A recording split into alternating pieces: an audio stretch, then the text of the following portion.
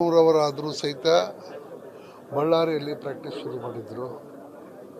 ಬಹಳ ಬೇಗ ಅವರು ಒಬ್ಬ ಒಳ್ಳೆಯ ಅಡ್ವೊಕೇಟ್ ಅಂತ ಹೆಸರು ಸಂಪಾದಿಸಿದರು.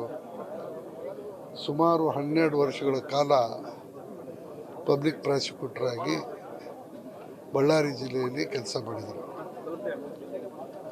ಅವರ ಕೈ ಕೆಳಗೆ ಜೂನಿಯರ್ ಆಗಿ ಕೆಲಸ ಮಾಡಿದಂಥ, ಅವ್ರ ಕಡೆಯಿಂದ ತರಬೇತಿ ಪಡೆದಂಥ ಹಲವಾರು ವಕೀಲರು ರಾಜ್ಯ ಹೈಕೋರ್ಟ್ ನ್ಯಾಯಮೂರ್ತಿಗಳಾದರು ಮತ್ತು ಸುಪ್ರೀಂ ಕೋರ್ಟ್ ನ್ಯಾಯಮೂರ್ತಿಗಳಾದರು. ಕೆಲವರು ರಾಜ್ಯದಲ್ಲಿ ಮಿನಿಸ್ಟರ್ ಆದರು. ಅವರಲ್ಲಿ MP ಪ್ರಕಾಶ್ ಅವರು ಒಬ್ಬರು. ಮುಂದೆ ಅವರು ಅಲ್ಲಂ ಕರಿಬಸಪ್ಪನವ್ರ ಜೊತೆ ಕೂಡಿ ಬಳ್ಳಾರಿಯಲ್ಲಿ ವೀರಶೈವ ವಿದ್ಯಾವರ್ಧಕ ಸಂಘದ ಚಟುವಟಿಕೆಗಳನ್ನು ಹೆಚ್ಚು ಮಾಡಲಿಕ್ಕೆ ಭಾಳ ಕಷ್ಟಪಟ್ಟು ಪ್ರಯತ್ನ ಮಾಡಿದರು. ಭಾಳ ಒಳ್ಳೆಯ ಸೇವೆ ಸಲ್ಲಿಸಿದರು.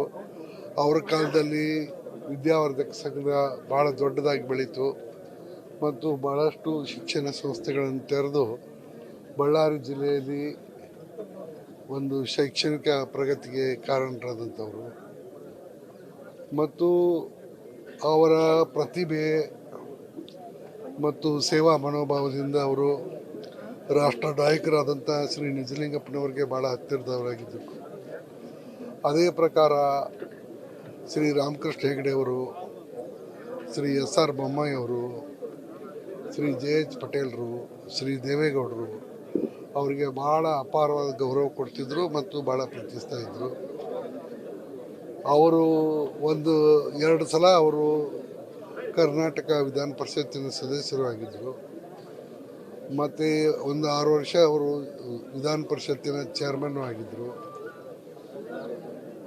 ಅವರು ನಮ್ಮ ವೀರಶೈವ ಮಹಾಸಭೆ ಜೊತೆ 40 ವರ್ಷಗಳಿಂದ ಭಾಳ ಸತತ ಸಂಪರ್ಕ ಇಟ್ಕೊಂಡಿದ್ದರು. ವೀರಶೈವ ಮಹಾಸಭೆಯಲ್ಲಿ ಅವರು 40 ವರ್ಷಗಳಿಂದ ಬೇರೆ ಬೇರೆ ಹುದ್ದೆಗಳಲ್ಲಿ ಕೆಲಸ ಮಾಡಿದರು. ನಮ್ಮ ರಾಜ್ಯ ಅಧ್ಯಕ್ಷರಾಗಿ, ರಾಷ್ಟ್ರೀಯ ಹಿರಿಯ ಉಪಾಧ್ಯಕ್ಷರಾಗಿ ವೀರಶೈವ ಮಹಾಸಭೆಯನ್ನು ಬೆಳೆಸ್ತಕ್ಕಂಥ ದಿಶೆಯಲ್ಲಿ ಭಾಳ ಒಳ್ಳೆಯ ಕೆಲಸವನ್ನು ಮಾಡಿದ್ದಾರೆ. ನಮಗೆ ಅವರು 83ರಿಂದಲೂ ನಮ್ಮ ಮನೆ ಒಂದು ಭಾಗ ಆಗಿದ್ದರು.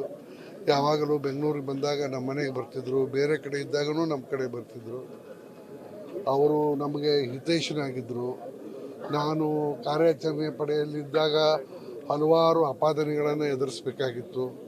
ಆವಾಗ ಸತ್ಯ ಏನಿದೆ ಅನ್ನೋದನ್ನು ತಿಳ್ಕೊಂಡು ನನ್ನೊಂದಿಗೆ ಭದ್ರವಾಗಿ ನಿಂತು ಅಸೆಂಬ್ಲಿಯಲ್ಲಿ ಮತ್ತು ಪರಿಷತ್ನಲ್ಲಿ ನಮ್ಮ ಪರವಾಗಿ ಭಾಳ ಒಳ್ಳೆಯ ರಕ್ಷಣೆಯನ್ನು ಮಾಡಿದರು. ಅಂಥ ಒಬ್ಬ ವ್ಯಕ್ತಿ ಹೋದದ್ದು ನನಗೂ ಮತ್ತು ನಮ್ಮ ಕುಟುಂಬದವ್ರಿಗೂ ಒಂದು ದೊಡ್ಡ ಹಾನಿಯಾಗಿದೆ. ಆದರೆ 97 ವರ್ಷ ಆಗಿತ್ತು ಅವರಿಗೆ. ಅವರು ತುಂಬು ಜೀವನವನ್ನು ನಡೆಸಿದ್ದಾರೆ. ಅವರ ಆತ್ಮಕ್ಕೆ ಪರಮಾತ್ಮನು ಚಿರಶಾಂತಿಯನ್ನು ಕೊಡಲಿ, ಅವರ ನೆನಪು ಸದಾ ಹಸಿರಾಗಿರಲಿ ಅಂತ ಪ್ರಾರ್ಥಿಸ್ತೀನಿ.